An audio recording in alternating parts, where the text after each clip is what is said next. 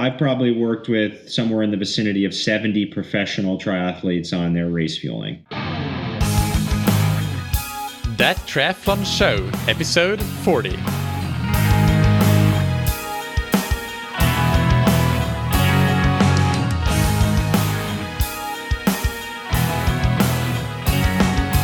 Hey, what's up everybody, and welcome back to That Triathlon Show, the podcast presented by scientifictriathlon.com.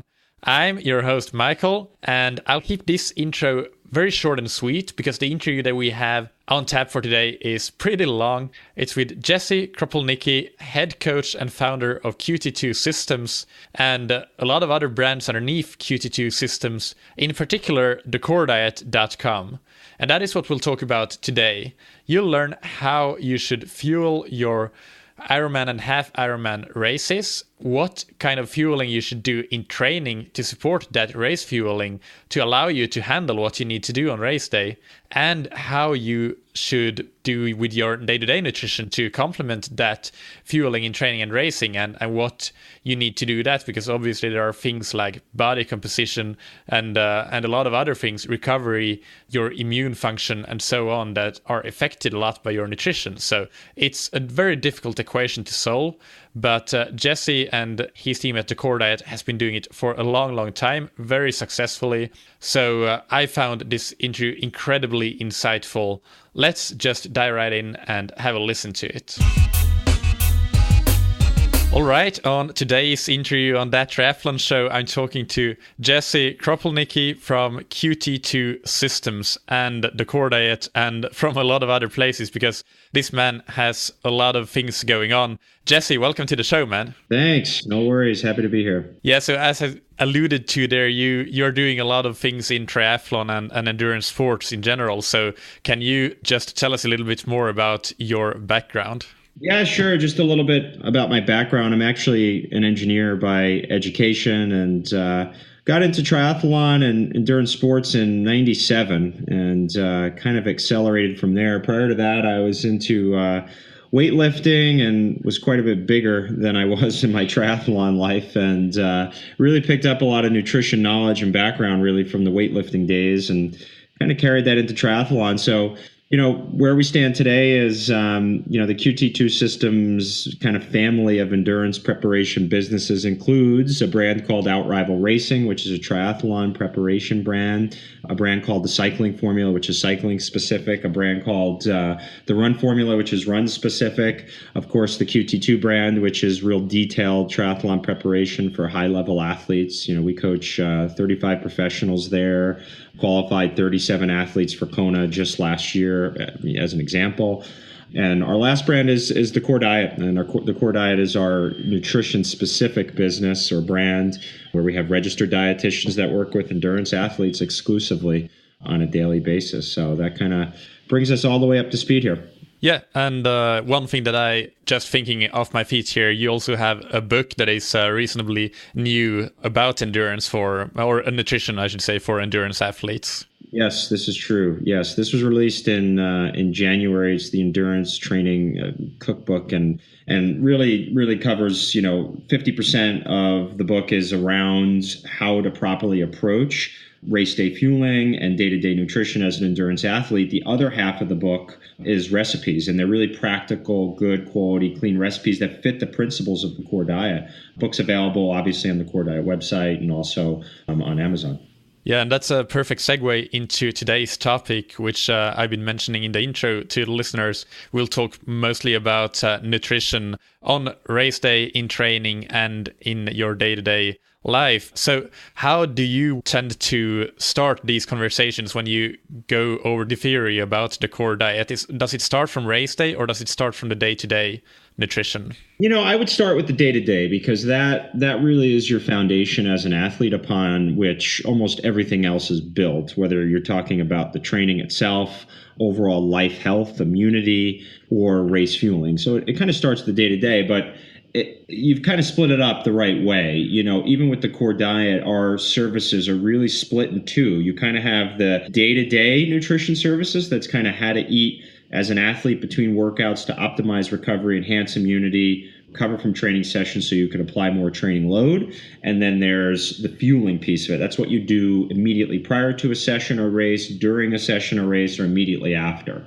So my suggestion would be to start with the day-to-day nutrition stuff. Okay, so let's start there then. So how should we as triathletes fuel? And are there differences depending on demographics and the level at which you train and race? I wouldn't say the level.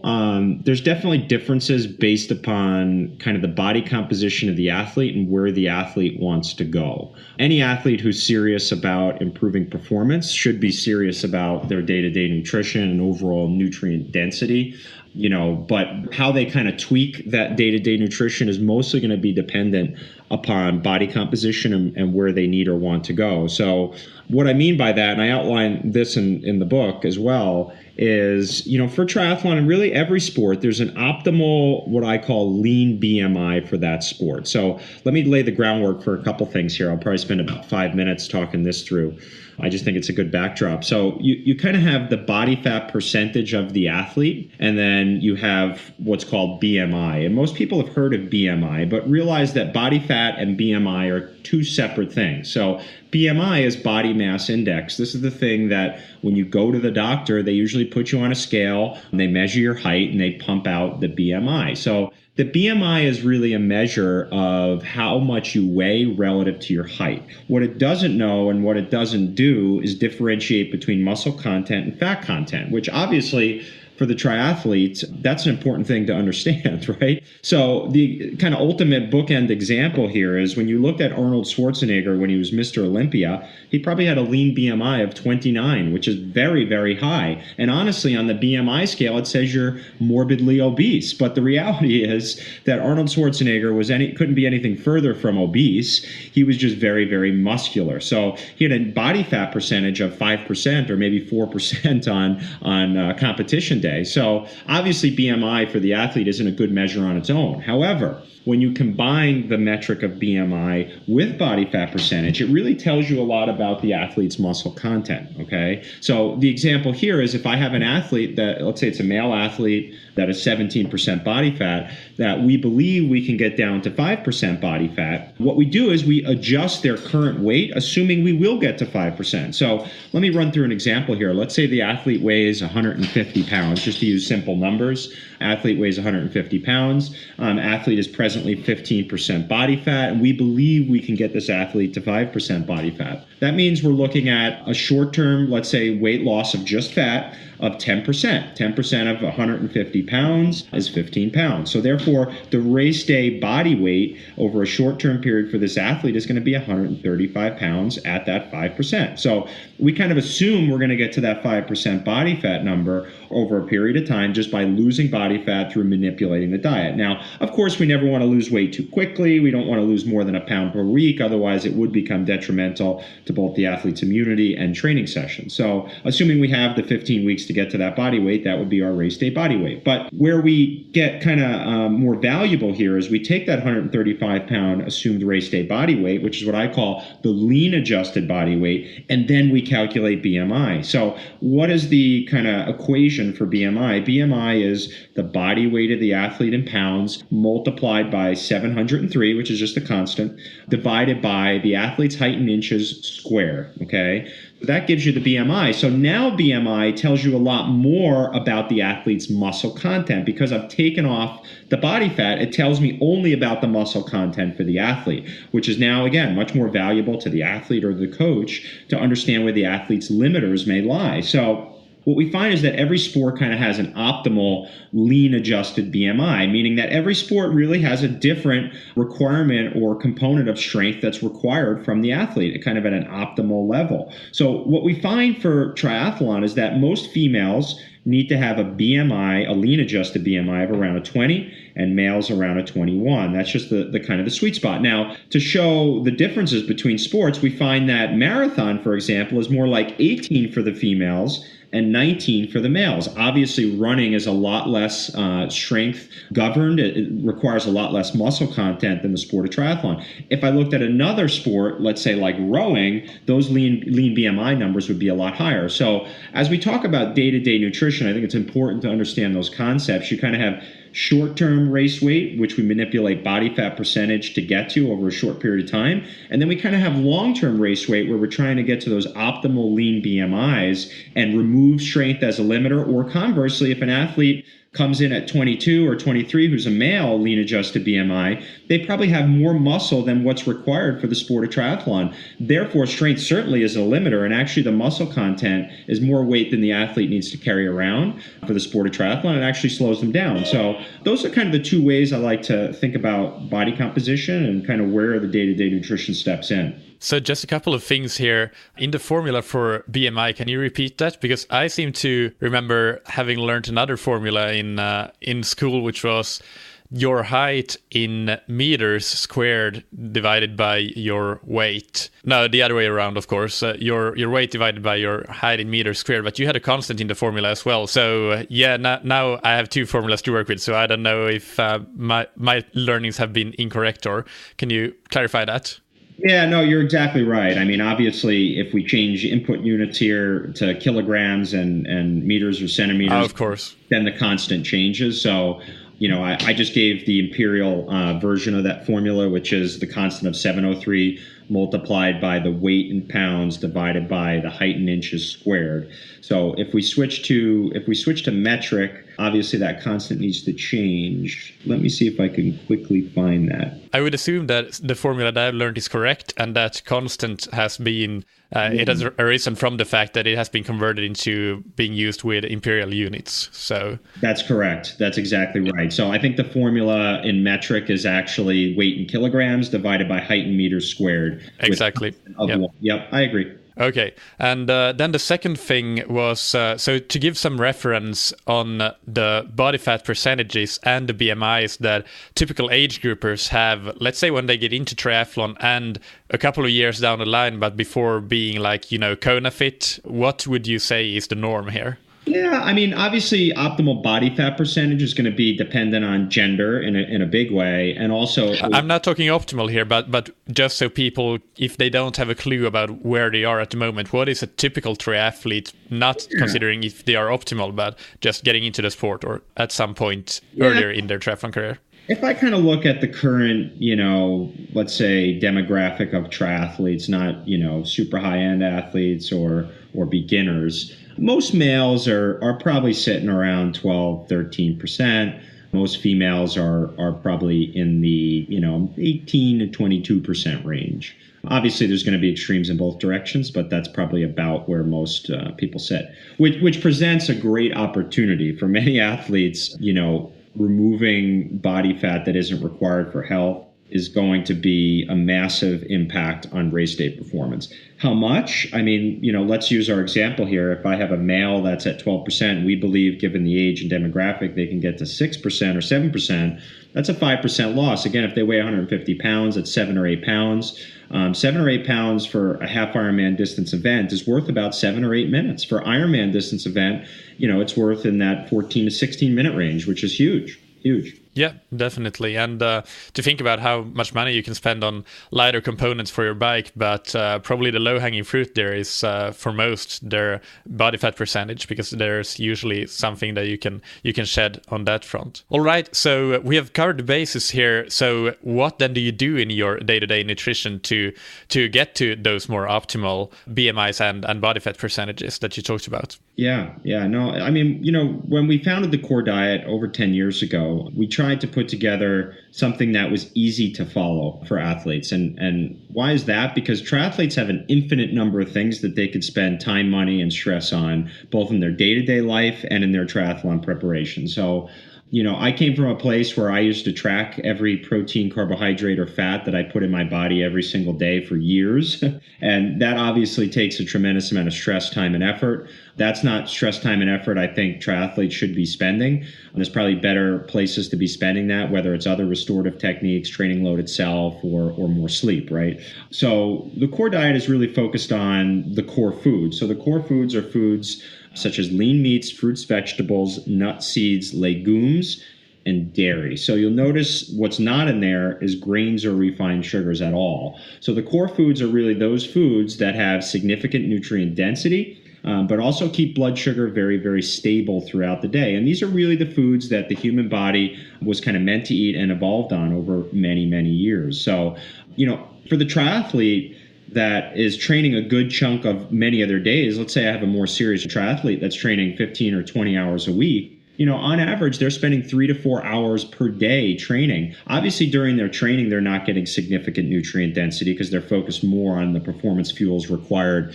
to have a good quality training session. Therefore, they have more limited periods to get in the nutrient density that they require. Now, on the flip side, or I shouldn't say on the flip side, or combined with that, these athletes are also applying more training stress, therefore require more nutrient density. So the core diet kind of forces or encourages athletes to focus on those very nutrient dense foods during any period where they're not working out, instead saving the grains and refined sugars for during the workouts themselves, where they serve a specific purpose to fuel that training session. What I like to say there is that extraordinary feats such as triathlon or triathlon training require these extraordinary fuels like grains or refined sugars, things that we didn't have around a couple hundred years ago and weren't part of the human diet. So what are some potential negative outcomes of not getting nutrients-dense diet when you're just fueling in your day-to-day?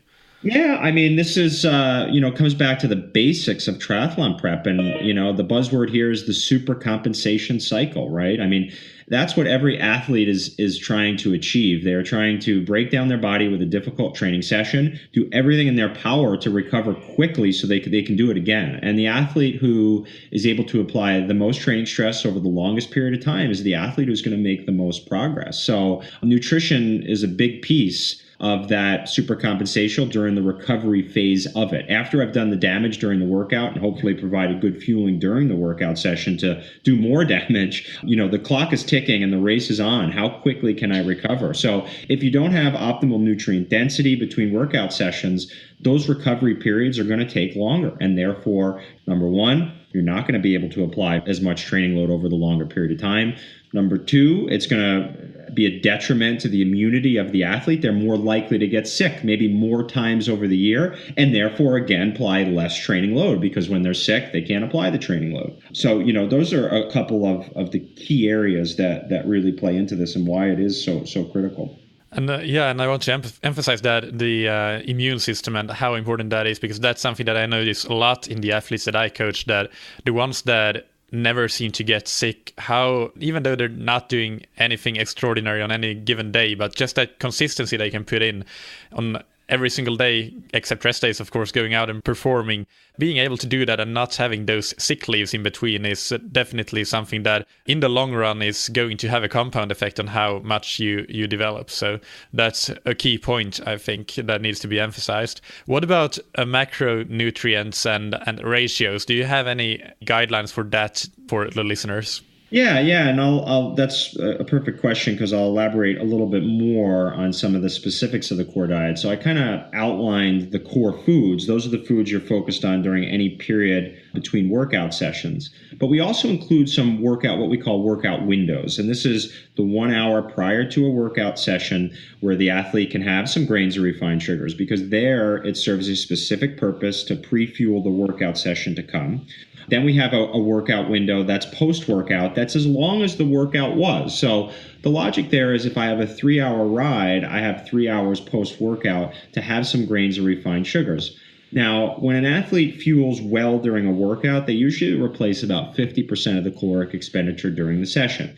The next 25% if they do a good job, they replace with their post-workout recovery drink, which should happen very quickly after the workout session itself. That leaves another 25% that needs to be replaced. So that quantity is obviously going to be a lot larger if it's a longer workout session. Therefore, we need a longer period to replace it. So those are the workout windows that we use. So how this ties into your question is if you look at a typical day, that's just a recovery day. Let's say there's no workout session at all. There's therefore no workout windows to have all that additional grain or refined sugar, additional carbohydrate. Therefore, the athlete is focused all on the core foods, the lean meats, fruits, vegetables, nuts, seeds, legumes, and lean dairy, which tend to be lower in carbohydrate. Therefore, the ratio from carbohydrates on a day like that may only be like 35 or 40%, just because there is no workouts. It kind of takes care of itself. Conversely, on a day that's a 5-hour, let's say, ride with a run off the bike or something more significant like that, you now have the pre-workout window, you have the during workout fueling, you have the post-workout window. Suddenly, the carbohydrate percentage may be 60 to 70% on a day like that. So the beauty of the core diet is that it kind of scales the macronutrients automatically without you thinking about it, as long as you stick to those windows. So overall, on a recovery day or a very light training day, you may see 35 to 40% of the caloric intake from carbohydrates.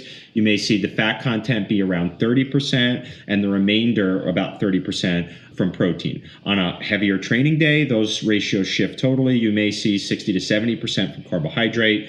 You may see 20% or 15% from protein and about the same percentages from fat. So that's kind of how the macronutrients adjust themselves. But again, the beauty of this is you don't have to really think about it. For those athletes who do want to track macronutrients very carefully, let's say it's before a key race or just to kind of get calibrated on what they're doing, if you go to the App Store, the iPhone App Store, you can search the Core Diet Macronutrient Calculator, and we actually have a free calculator there that allows athletes to put in their training volumes, put in their body composition metrics, and it gives you a customized macronutrient profile based on your objectives for not only muscle content, but fat content, caloric expenditures based on training load, and a lot of the things that I've talked about here today already. That's perfect. And we'll link to that in the show notes, of course, so that people can go and have a look at that. Anything else that on the day-to-day side of things? One follow-up question on this, by the way.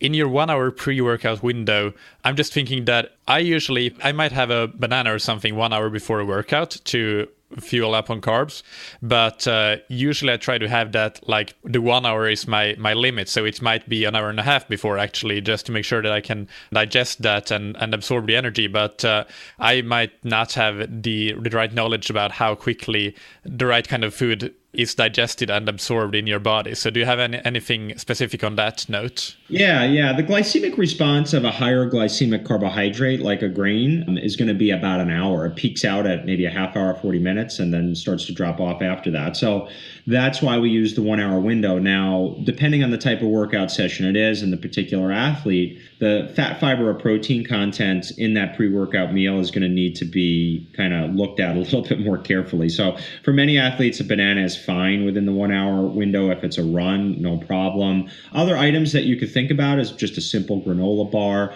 could be just a gel 15 minutes before, could be a bottle of sport drink. So all refined sugars that are very high in carbohydrates.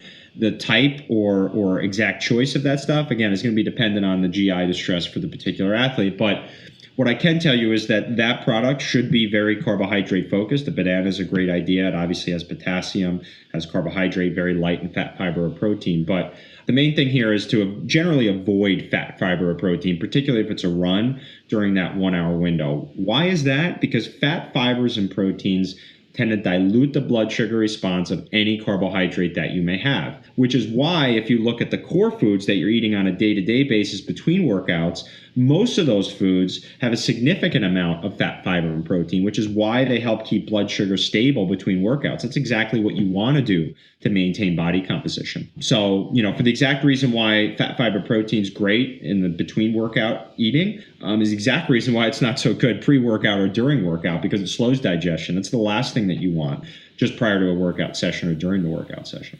And that same principle applies right away after a harder or longer workout as well, doesn't it? For your recovery drink or whatever you have that you don't want. You might want protein in it, but not fat, because it slows down the absorption of the carbs. Is that correct? That's exactly right. I mean, these days you see a lot of athletes post-workout putting into a NutriBullet or Ninja or whatever the fad blender is of the week. But a lot of athletes are putting, kale, peanut butter, yogurt. I mean, you name it, everything but the kitchen sink into the blender as their post-workout recovery drink. Now, sure, they've made a great nutrient-dense smoothie, but it's not optimal for post-workout recovery. We really do want to keep fat, fiber, in particular, out of that post-workout recovery drink because it slows down digestion. We want to get blood sugar up quickly here. So mostly focused on clean carbohydrate that's very high glycemic, good quality, easily digested protein source, somewhere in the 3-to-1, 4-to-1, 5-to-1 ratio of carbohydrate to protein is perfect. So there's a lot of great products out there these days that'll do that. The product that we're using most right now is the Clean Athlete recovery drink. It's 4-to-1 ratio, has nothing but really what you need in a post-workout recovery drink. So perfect.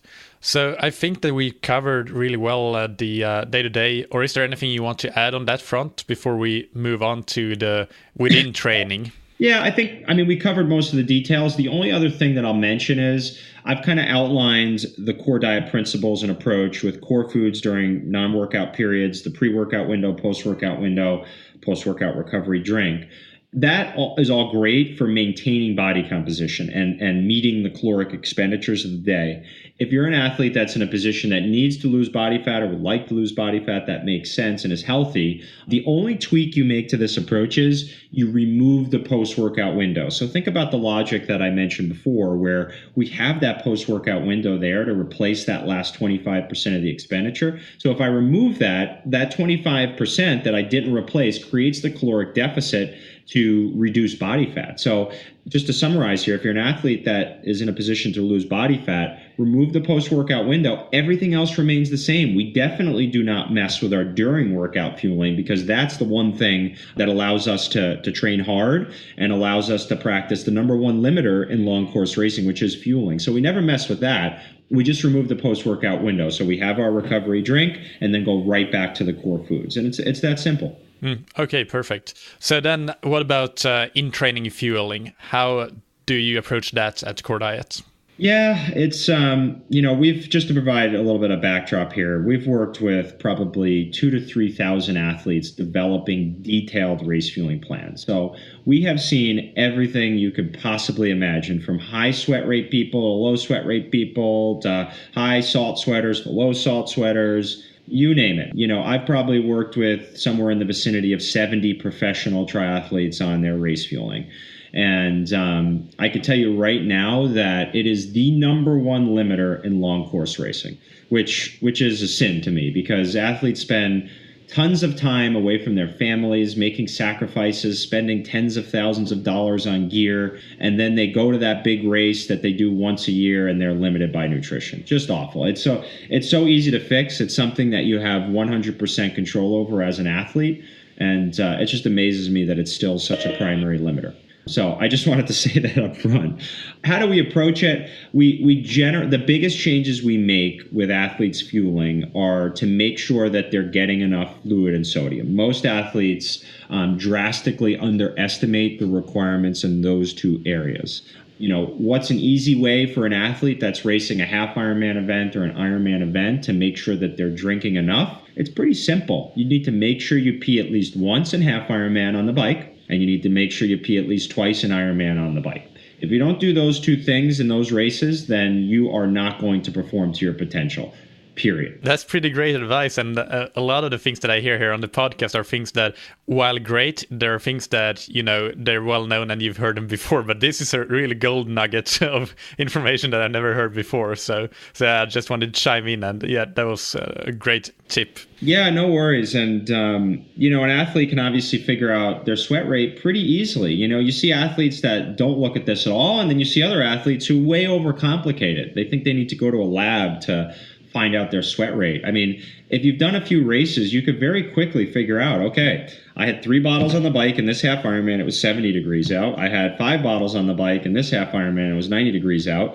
Neither one of those I peed in. So therefore, I should probably try 4 bottles next time I do a 70-degree race. And it's that simple. So everything kind of stems from that. So the next thing that I'll kind of layer on top of that is that as long as I'm meeting those fluid requirements and utilizing a sport drink that has proper sodium content, then I will probably check the sodium box as well. The number of athletes that require additional sodium supplementation that are already using a good quality sport drink with proper sodium content. And what is proper sodium content in this context? Yep, 500 to 600 milligrams per 24 ounces. So the ideal sport drink here should have anywhere between 42 and 52 grams of carbohydrate per 24 ounces, which is standard bike bottle size, 500 to 600 milligrams of sodium. And that's kind of the golden rule right there. And then if you just simply drink that sport drink, commensurate with the sweat rate, utilizing the P guidelines that I just gave, you're probably going to take care of the sodium requirements as well. See, Athletes make mistakes here by A, not drinking enough, therefore they are dehydrated and not providing enough sodium, or they may drink enough but use the improper sodium content sport drink and therefore don't get enough sodium. So, you could run the math on this really quick. Let's say most athletes are drinking 2 or 3 bottles on the bike in half Ironman, yet their sweat rate requires 4 to 5. So now they're like 3 bottles short on the bike. Well, if each bottle is supposed to have 500 to 600 milligrams of sodium, they're now short 2,000 milligrams of sodium just on the bike. And then they go ahead and grab a sodium supplement that has 80 milligrams per capsule. They take 3 or 4 of those and they think they checked the sodium box. They're not even close. I mean, they're still 1,700 milligrams shy. So you could see how quickly these deficits add up. And the other mistake people make is then they go and drink water on the bike. Are you nuts? You're providing something that doesn't supply any of the carbohydrate you need and none of the sodium that you need. So a big cardinal rule for us for the last 10 plus years when we've been doing race fueling plans is we never, ever, ever recommend an athlete drinks water. You drink sport drink in the proper sodium concentration all the time. Every training session, every race day. It just needs to become the norm. We do not want to supply water because water is a blank. It puts us on the blood sugar roller coaster. And the reality is when you're dehydrated as an athlete and you get put in the med tent, if they injected water into your veins, you would die. And that's a fact. They actually inject a sodium and dextrose solution, glucose solution. So it's exactly what a sport drink is. Just to provide some background to that a bit. Yeah, and that's let's dig a little bit deeper on that. So you advocate only training with, or always training with sports drinks and sports drinks only, not water. So that's going to be a huge shock, I would imagine, for many listeners. So let's uncover that a bit more. Does that apply to all training sessions, or is it just hard workouts or long workouts, or are there any sort of exceptions to that rule? No, there's no exceptions. It's every single workout, no matter what. The only exception, which isn't even really exception, is just a different situation, is if you're dealing with an athlete who only does sprint distance racing or Olympic distance racing. The likelihood that race fueling is going to be a limiter at those race distances is much lower, just because the onboard fuel source has enough of a reservoir to cover the race almost, that you don't need to be so specific. As soon as you go beyond that, it's a must. And why is that? It's quite simple. Most athletes, their primary limiter on race day is their ability to handle what their body requires. And athletes don't seem to get that. They think just because their body requires a certain amount of carbohydrate, a certain amount of sodium, a certain amount of fluid, that they're magically just going to be able to handle it. And nothing could be further from the truth. Those athletes that have a higher sweat rate many times need to spend a year training their gut to actually be able to handle what their body requires. So on the extreme end, I've worked with athletes and, athletes at a very high level that have required in a race like Kona 24 to 26 bottles. I even had an athlete at Ironman Texas one year who drank 25 bottles on the bike, full 24-ounce bottles of sport drink, and didn't pee. His sweat rate was so severe that he had no chance. So he had trained himself over many years to actually be able to handle that. See, most athletes don't even get that far. So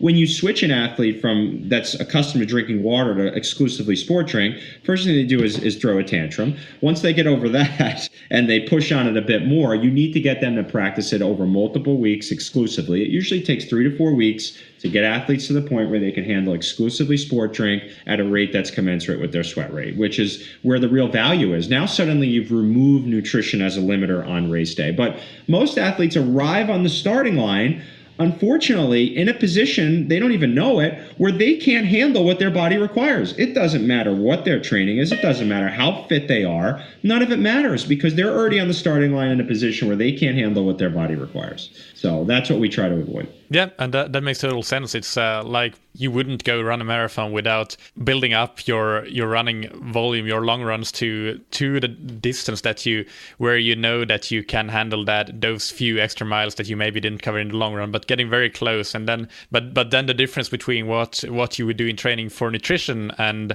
an Ironman race, that is those are like light years apart, as you say, for many, I would imagine. So I am one of those who is concentrating on sprint and Olympic distance races. So this doesn't exactly apply to me, but but yeah, it makes total sense. And when you mentioned that you need to practice, obviously, then at the sweat rate that you have, how do you propose that people go and find their sweat rate? Is just a sweat test, like weighing yourself before and after workout, or do you have any other methods? No, honestly, the best method is the real world method that I mentioned before. Yeah. Look at a race that you've done, how many bottles you had on the bike, and how many times you peed, and what the condition was. If like I said, if you know you've drank 3 bottles, let's say an 80-degree 70.3 race, and you didn't pee, well, that's a good starting point. You need at least 4 or 5 bottles, and you could quickly start to hone in on that. If in training you're doing a 3-hour bike ride, you should pee at least once during that ride. If you haven't, then you probably need to drink more. And again, it needs to be a sport drink with the proper solution. And that's kind of the starting point of building a race fueling plan. You figure out the sweat rate, you supply fluid commensurate with the sweat rate with a sport drink that has that 42 to 52 grams of carbohydrate, 500, 600 milligrams of sodium. And then you figure out, based on your size, how much carbohydrate you actually need per hour. A lot of that's going to be supplied by the sport drink for starters. Anything else that's required is going to come in mostly through gels with proper sodium content. And how do you figure out how much carbs you need per hour based on your body size? Yeah, there's a pretty simple ratio that I use. A lot of information about exact quantities in the carbohydrate load, exact quantities in the race morning breakfast, the exact quantities on race day I have in the book. So you can grab it there on Amazon if you're interested, or you can go to USA Triathlon. I've recorded several webinars there that cover this topic. That just has a lot more detail than we have time to go over here on those specific ratios. Okay, perfect. And I was looking at the book on Amazon, and it has a lot of reviews for the short time it's been out, and all of them seem to be 5 stars, except 1 4 stars. So I'm sure that I haven't actually grabbed it myself, but I'm definitely going to, because it looks very, very interesting and useful. All right, so that covers it for training and also partially racing, because we seem to have gone through that as well to some extent. Or is there anything else that we need to add to that component? The only other thing I'd add is, the carbohydrate load is also somewhat important. We generally like to have the carbohydrate load be primarily the day before the event for any race that's Olympic distance or longer. That carbohydrate load is somewhere to the tune of 10 times the athlete's body weight in kilograms in terms of grams of carbohydrate. We like to get 50% of that quantity in before noon the day before, and then taper the back half of the day. Largest meal is always at breakfast the day before the race. And in general, we stay away from fat and protein on that day and stick with foods that are very bland, totally opposite of the core diet foods that I talked about before, because they contain fat, fiber, and protein, things we want to avoid as part of the carbohydrate load. The whole idea here is to wake up on race morning in a position to handle the race morning breakfast and the race day fuel. So that's why we taper things the back half of the day. That's why we stay away from those fat, fibers, and proteins. So that's kind of one other detail. And then, of course, the race morning breakfast itself, we generally like to have that somewhere between 2.5 and 3.5 hours before the event. Again, we stay away from significant quantities of fat and fiber. We do supply a little bit of protein in the form of either a whey protein powder or even egg whites, somewhere between 15 and 20 grams. We're big on using unsweetened applesauce as part of the carbohydrate content in that race morning breakfast. Tends to do a good job kind of cleaning the system out, for lack of a better term, and also supplies good quality carbohydrate and fluid content. So, perfect. That sums it up perfectly. I have a couple of not random, but slightly off-topic questions that I want to go into as well before we wrap it up. But one is, metabolic efficiency is a very fashionable term these days, and you have written a blog post about that I was looking at or reading through, I should say. And can you just give us a quick overview on your take on metabolic efficiency, and I think especially as it relates to low carb diets?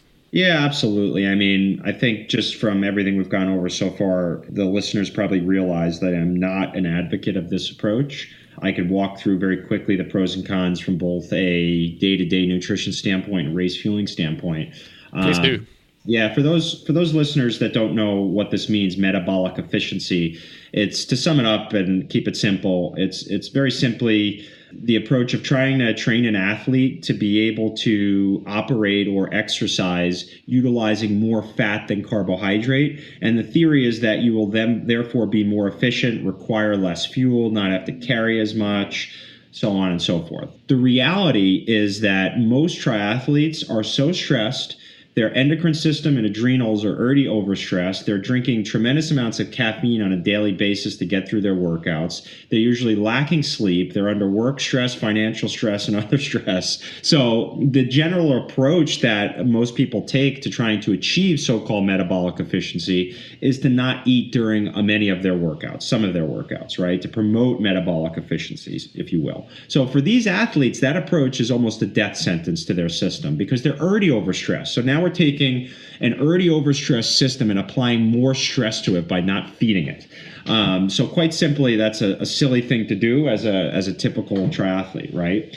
If I then also look at the triathlete who has very low muscle content and that low lean BMI that I talked about before, where strength may be a limiter already, now not eating is even worse because the body's going to rip through muscle content as a way to fuel itself. So that strength limiter is going to get worse. Okay, so that's kind of the cons on the on kind of the day-to-day nutrition side of things. When I look at the fueling side of things, I like to talk about a concept called the fueling window. So the fueling window is really the difference between what your body can handle on race day, meaning how well you've trained it to handle fuels, and then what your body requires. So with the approach that I've outlined here today, you train the body every single day to handle more and more fuel. Sure, because of that, you may require a little bit more fuel, but the reality is the rate at which you've trained your system to handle more is much larger than what your body requires. Therefore, your window of insurance, if you will, or fueling window is very large. That's what you want as you're sitting on a starting line as an athlete. Athletes who have attempted to take a metabolic efficiency approach for a long course triathlon, 9 times out of 10 end up from a race fueling perspective on the starting line, sure, in a place where they don't need as much, but the rate at which they've detrained their system to handle fuels is a lot larger. The rate at which they've detrained themselves a lot larger than that small reduction in what they require, and many times end up with a negative window, meaning they're in a position where sure they don't need as much, but the amount they can handle is still way less than what they require, therefore in not a good position. So if I review all that, I say, okay, I took a stressed out triathlete who already has probably rough adrenal system and hormonal system. I've added more stress, trying to create something called metabolic efficiency, which may or may not even exist. I've probably detrained their ability to handle fuels and therefore less likely to be able to perform on race day. It's a lose-lose all around, and the reality is the research on the benefits of metabolic efficiency is very shaky at best. So to me, the whole thing has been more of a money-making scheme for those that promote it than anything. Any of the athletes that I've seen who have attempted it, who come to us for help, are in a position where they have totally failed on race day after training for 6 months because they've attempted to do this. They've read it somewhere or something like that, like most fads. So we stay in the middle. We stay very reasonable, and we've taken the same approach for over 10 years. You can put logic next to it, and really no magic there. And obviously athletes have done very well with it. You know, our organization, again, qualified 37 athletes to Kona just last year. I would say one of the primary reasons why we're able to do that is very detailed race fueling, utilizing all the methods that I've talked about here. That's how our top-level pros fuel. The guys winning Ironmans every week. You know, those are the guys that are taking a very reasonable approach like this. Yeah, and you mentioned as well on your website that a lot of that success comes down to running really well over the marathon in the Ironman, and that's obviously a lot of that has got to do with race fueling, because a lot of the pros are capable of running really fast marathons, but that fueling is limiting them. They're running out of energy, or because they haven't, I guess, trained themselves to handle enough, as you have been talking about. What about the second random topic? You are an engineer, as you said, and you are very quantitative in your approach. So is there anything in triathlon or in nutrition that you're excited about at the moment related to new technology or anything, new training protocols, science, what have you? Well, that's a good question. You know, just to your points, I mean, sure, I'm definitely a very quantitative guy by background, but the reality is most of the athletes I work with that's not where their limiters are. Most athletes at a high level, their limiters are really in sports psychology. So 90% of the work that I do is with sports psychology, which has no numbers involved whatsoever, right? You know, those are kind of the two bookends of what I do. But in terms of approaches or technology, you know, I'm a numbers guy, but I don't keep up with the technology. It's just not where I feel my time is best spent. I kind of wait for new technology to get vetted out by others and solid and then adopt it. The latest stuff I've been looking at, honestly, is around cycling cadence and how to use that to address athlete limiters. And instead of getting into the argument of, athletes should be at this or athletes should be at that, the reality is there's probably a place where athletes should be that is specific to them. And how do we address that? So I've been working on a couple of projects to implement throughout our coaching organization to have it be repeatable on, okay, athlete has limiter X, and therefore this is the cadence maybe they should utilize for these types of workouts to address that limiter.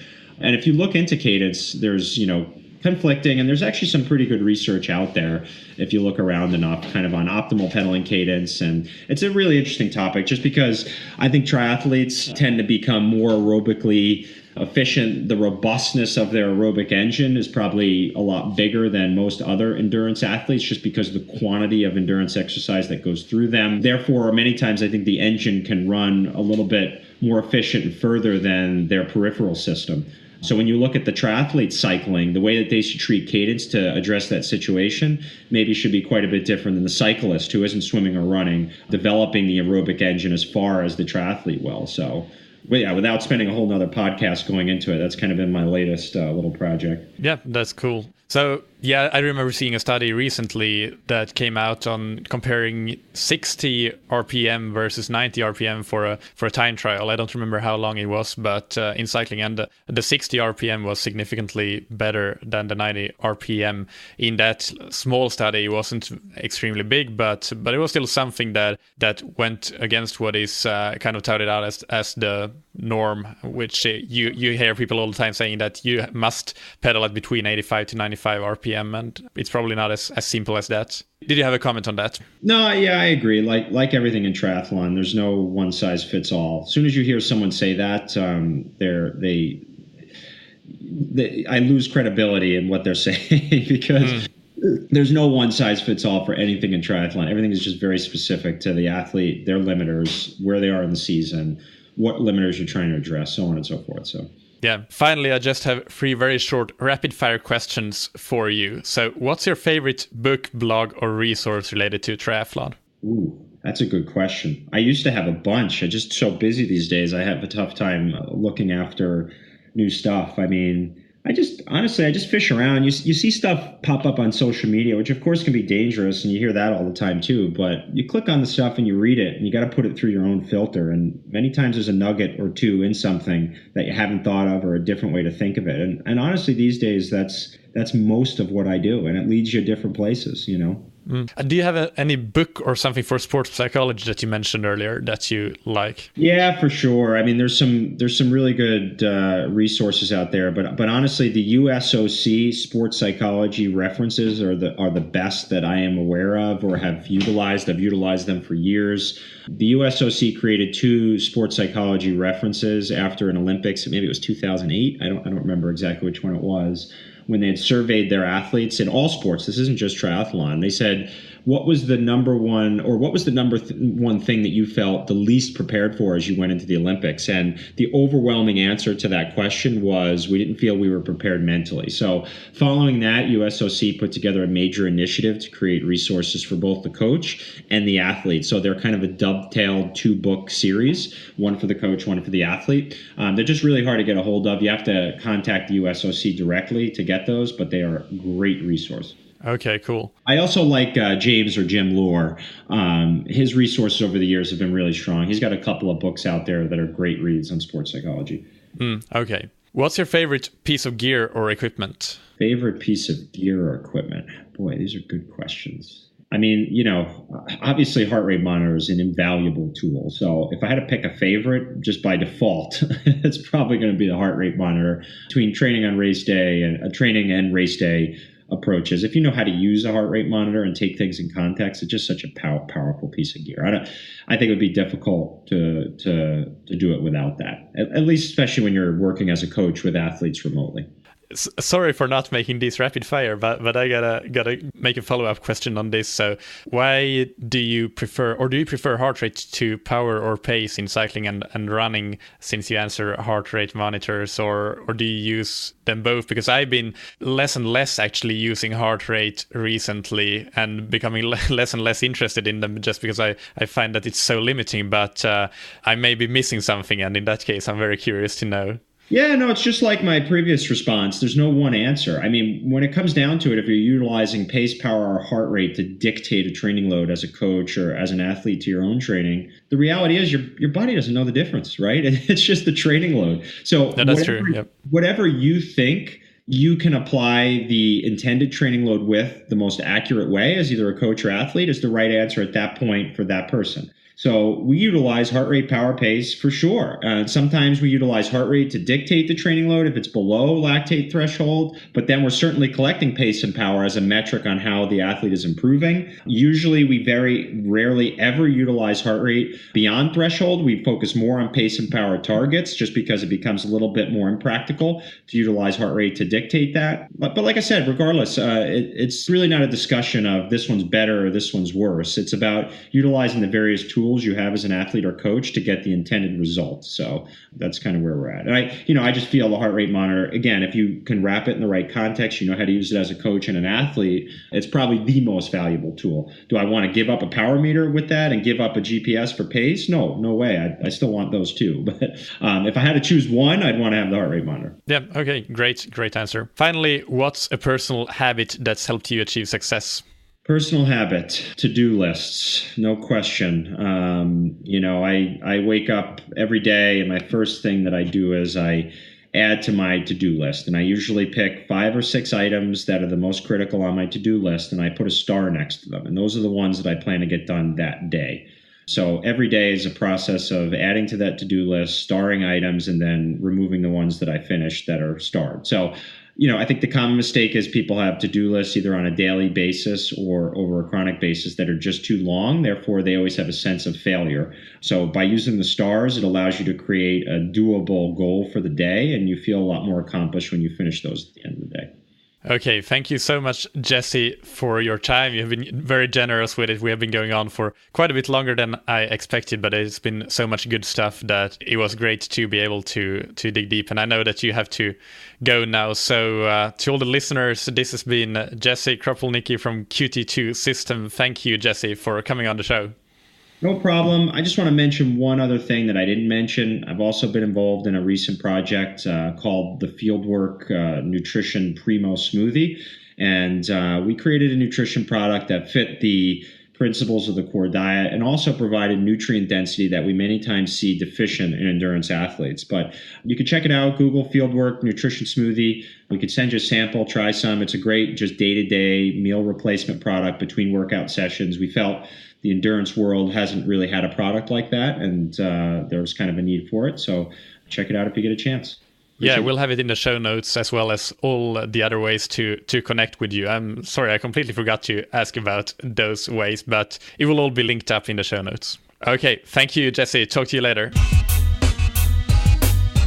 All right, hope that you enjoyed that interview and found it as valuable as I did. I gotta say, it's one of the interviews that I've done to date with the most really new insights and aha moments for me so far. And that P-tip especially was something that was incredibly useful and also a bit hilarious, but it's completely logical when you think about it. Just I was kind of a bit surprised when hearing it, I have to admit, but that's all good. You always have to keep learning. That's the point of this podcast, not just for you as the listeners, but for me as well as the podcast host. That's one of the benefits of being a podcast host, I guess. And I want to just emphasize to you that this may sound very shocking to you, very, very different from what you've been used to doing, but go and have another listen and really try to think it through, because I think that it makes a heck of a lot of sense to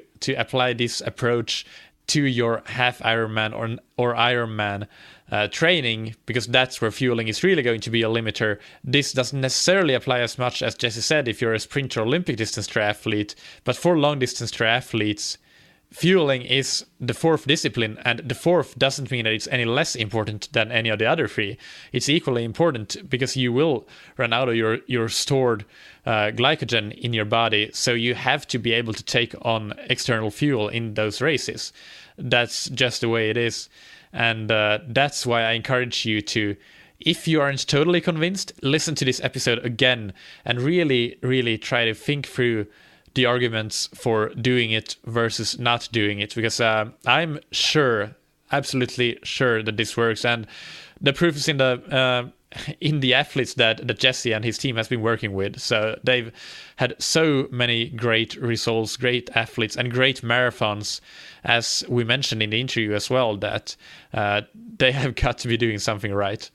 And if you want any more info, of course, the show notes on thattriathlonshow.com will be full of all the important information that we talked about, and all the links to resources mentioned, and Jesse's websites and how to connect with him. But thecorediet.com and the book, The Endurance Training Diet and Cookbook, on Amazon, for example, are the two main places as it pertains to this interview. I think that's about it. We have been going on for a long time.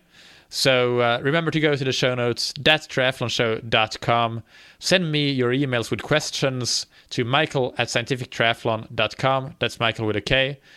Again, this interview arose from a lot of questions about how to fuel your Ironman races, and seeing that just in my inbox that a lot of you guys are having issues with that fueling part, and that is something that is a challenge.